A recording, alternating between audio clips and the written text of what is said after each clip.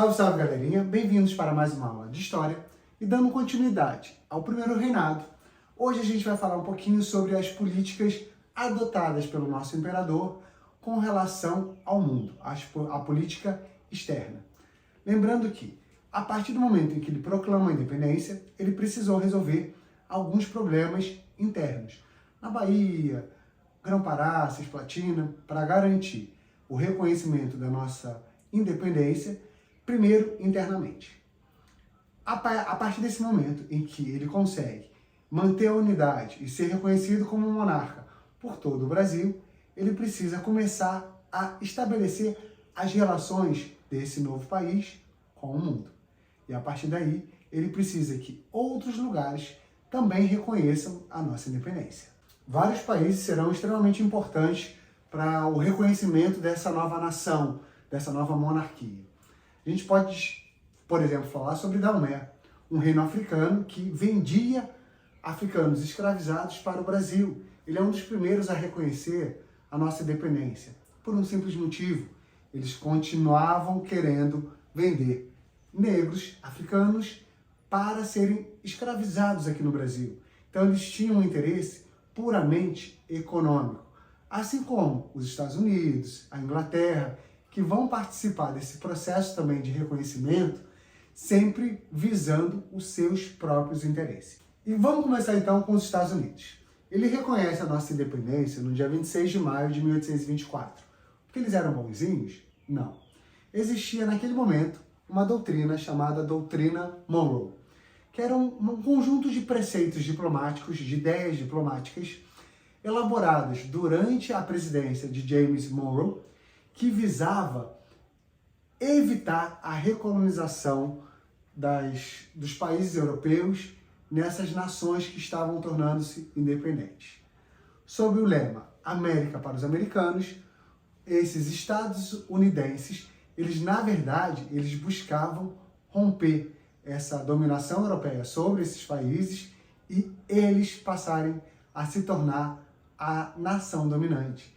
Eles buscavam romper e impedir que a Europa continuasse agindo ou tendo influência nas Américas para que eles, enfim, dominassem.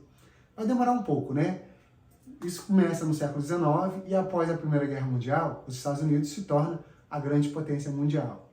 Mas nesse momento, essa doutrina faz com que os Estados Unidos reconheçam as independências, não porque eles estavam lutando junto com esses países, mas porque eles tinham interesses econômicos nesses países. Dominar esses mercados, vender seus produtos para esses mercados e se tornarem mais ricos. Outro país que vai ter muita importância nesse reconhecimento da nossa independência foi a Inglaterra, que era uma antiga parceira de Portugal. Mas eles vão se colocar como diplomatas, negociando essa independência entre o Brasil e Portugal. Não porque eles queriam evitar uma guerra, mas sim porque eles queriam obter ganhos econômicos. Sempre que um país ele se mete ou ele tenta intervir, é porque ele tem algum objetivo. E geralmente esse objetivo é econômico. Tanto é que em 1825 a Inglaterra consegue estabelecer um acordo entre o Brasil e Portugal. O Brasil pagaria uma indenização a Portugal para que ele reconhecesse a nossa independência. A quantia seria 2 milhões de libras esterlinas. Obviamente o Brasil não tinha esse dinheiro. Então ele pegou esse dinheiro emprestado com a Inglaterra e pagou a Portugal, e aí teve esse reconhecimento.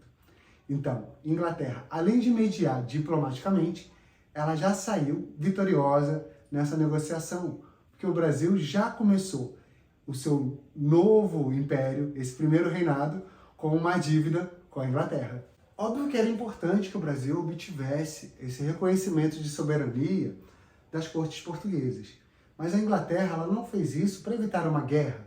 Ela fez isso porque ela tinha interesses econômicos. Além de emprestar o dinheiro para o Brasil, obviamente, essa participação, essa ajuda, veio com um pedido. E aí o Brasil, ele, por mais 15 anos, renovou o Tratado de Comércio de 1810, no qual os produtos ingleses viriam para o Brasil pagando taxas mais baixas. Então, obviamente, para a Inglaterra era muito interessante. Além do Brasil já ter uma dívida, já se tornar dependente economicamente dela, ele poderia vender seus produtos a preços mais baixos no Brasil. E isso para o Brasil vai ser horrível, porque acaba dificultando a industrialização do Brasil. Porque a gente sofre uma enxurrada de produtos ingleses a preços baixos, e aí a indústria nacional ela não tinha como competir. Então ela não surge, ela não se desenvolve. E cada vez mais a Inglaterra domina o mercado consumidor brasileiro. E isso vai gerar um déficit na nossa balança. O que é isso? No governo de Dom Pedro I, a gente comprava muitas coisas e vendia menos. A gente comprava muito mais, gastava muito mais comprando produtos do que lucrando vendendo os nossos. Então isso vai levar o Império Brasileiro a pedir novos empréstimos à Inglaterra. Ou seja, cada vez mais a Inglaterra tem o Brasil nas mãos, porque a gente devia muito dinheiro para eles e era o quintal dos seus mercados, era para onde ele vendia as suas coisas. Então, gradativamente, o Brasil, embora tivesse uma independência política, ele vai construir uma dependência econômica. Então, galerinha, o começo do primeiro reinado ele foi meio conturbado.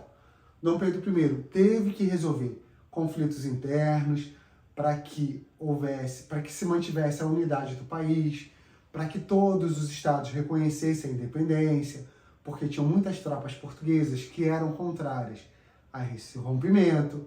Depois disso, ele teve que negociar o reconhecimento da soberania do Brasil nas outras nações, Estados Unidos, Inglaterra, Portugal, porque ele precisava estabelecer relações comerciais com o restante do mundo. E aí, a partir do momento em que ele consegue essa paz interna e esse reconhecimento externo, ele começa, de fato, a governar o Brasil, dando início ao primeiro reinado, que não vai ser tão tranquilo assim como a gente esperava que fosse, ou que ele mesmo esperava que fosse. Mas isso fica para a próxima aula, em que eu vou falar um pouquinho sobre como ele começa a organizar politicamente e economicamente o Brasil. Espero que vocês tenham gostado, curtam, compartilhem e não se esqueçam de se inscrever no canal e até a próxima aula.